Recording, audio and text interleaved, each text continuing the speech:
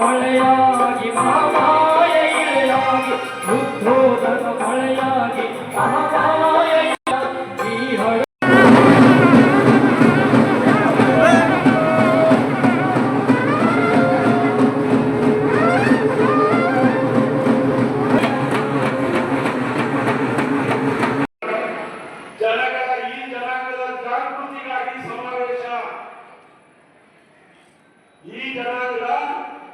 ಜಾಗೃತಿಗಾಗಿ ಸಮಾವೇಶ.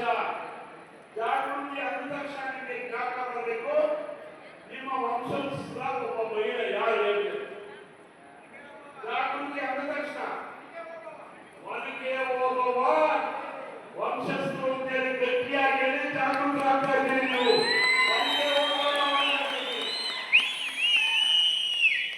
ಅದಕ್ಕೂ ಮೊದಲು ಹೋಗಿ ಬಾಬಾ ಸಾಹೇಬ್ ಅಂಬೇಡ್ಕರ್ ಒಬ್ಬರನ್ನ ಗುರುತಿಸಿಕೊಂಡಿದ್ದಾರೆ ನಿಮಗೆ ವಂಶಸ್ಥ ಯಾರು ಅಂತ.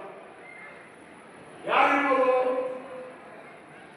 ಭೀಮ ಕೊಲೆಗಾರ ವಿರುದ್ಧದ ದಂಡನಾಯಕ ಸಿದ್ದನಾಯಕ. ಸಿದ್ದನಾಯಕ ಹೊರಗೆ ಹೋಗುವ ಅಂತ ಹೇಳಿದ್ರೆ ನಮ್ಮ ಜಾಗೃತಿಯ ಸಂಕೇತ.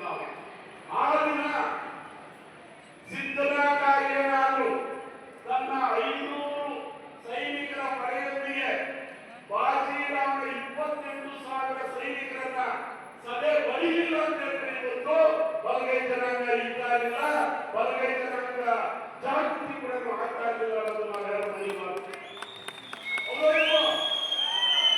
ನಿಮ್ಮ ವಂಶಸ್ಥ ನಾವು ಹೊರಗೆ ಹೋಗುವ ಆ ದಿನ ತನಗೆ ಓದಿಲ್ಲ, ಹೊರಗೆ ಕೈ ಎತ್ಕೊಂಡಿಲ್ಲ ಅಂತ ಹೇಳಿದ್ರೆ ಬಲಗೈ ಜನಾಂಗ ಯಾರು ಇವತ್ತು ಕಷ್ಟ ಆಗ್ತಾ ಇತ್ತು ಅಂತ ವಂಶಸ್ಥ ನೀವು. ಈ ಬಸವಲಿಂಗಪ್ಪನ ವಂಶಸ್ಥರು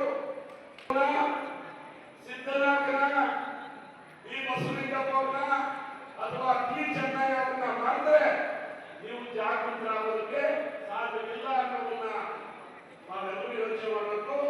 ಇವರೆಲ್ಲರ ಕುಡಿಯಾಗಿ, ಇವರೆಲ್ಲರ ಈ ವಂಶಸ್ಥನ ಕುಡಿಯಾಗಿ ಇವತ್ತು ಇಲ್ಲಿ ಮಹಾದೇವಪ್ಪ ಅವರು ನಿಮ್ಮ ಮುಂದೆ ಇಲ್ಲಿ ನಿಂತಿದ್ದಾರೆ.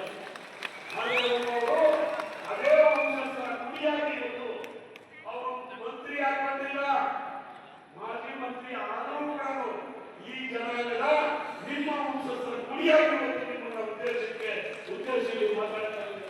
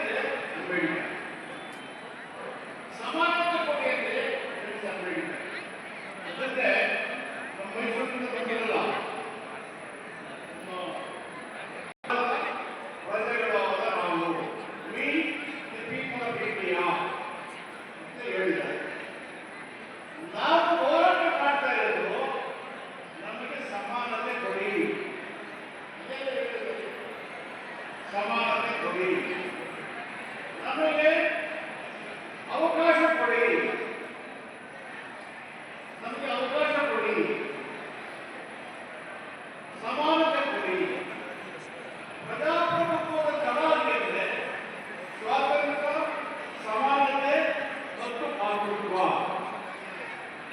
ಈ ತಳಹದಿಯ ಮೇಲೆ ದೇಶದ ಪ್ರಜಾಪ್ರಭುತ್ವ ಇದೆ. ಈ ಪ್ರಜಾಪ್ರಭುತ್ವ ಯಾಕಿದೆ? ಜನರಿಗೋಸ್ಕರನೇ ಇರ್ತಕ್ಕಂಥ ಆಡಳಿತ ವ್ಯವಸ್ಥೆ. ಅದಕ್ಕೋಸ್ಕರ ಅಂಬೇಡ್ಕರ್ ನಮಗೆ ಓದರ ಅಧಿಕಾರ ಕೊಟ್ಟಿದ್ದಾರೆ. ಇಷ್ಟಿದ್ಮೇಲೆ ಇನ್ನೂ ಕಾಡಿಬೇಡಿ ಬದುಕುವಂತ ಪರಿಸ್ಥಿತಿ ಯಾಕೆ ಬಂದಿದೆ? ಅಂಬೇಡ್ಕರ್ ಎಲ್ಲ ಅವಕಾಶಗಳನ್ನ ಮುಕ್ತವಾಗಿ ಸಂವಿಧಾನದಲ್ಲಿ ಕೊಟ್ಟ ಮೇಲೆ ಇನ್ನು ಯಾಕೆ ಕಾಡಿಬೇಡಿ ಅಂತ ಪುರುಷ ಮತ್ತು ಅಸ್ಪೃಶ್ಯ, ದಲಿತ ಮತ್ತು ಬಲಿತ ಅನ್ನೋ ಪದಗಳ ಬಳಕೆ ಯಾಕೆ ಆಗ್ತಾ ಇದೆ? ಹೆಣ್ಣು ಮತ್ತು ಗಂಡುಗಳ ನಡುವಿನ ವ್ಯತ್ಯಾಸ ಯಾಕೆ ಆಗ್ತಾ ಇದೆ?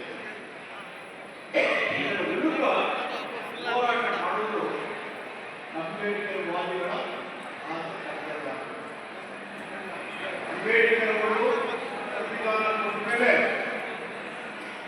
MC ಜಾಗೃತ ಹೇಳಿ ಮುಖ್ಯ ನ್ಯಾಯಾಲಯದಲ್ಲಿದ್ದು ಅವರು ಏನು ಒಂದು ಮಾತಾಡಿದ್ರೆ, ಯಾರು ಪ್ರತಿಯೊಬ್ಬ ಪ್ರಜೆ ಹಕ್ಕುಗಳನ್ನು ಅನುಭವಿಸುವಾಗ ಕಡ್ಡಾಯ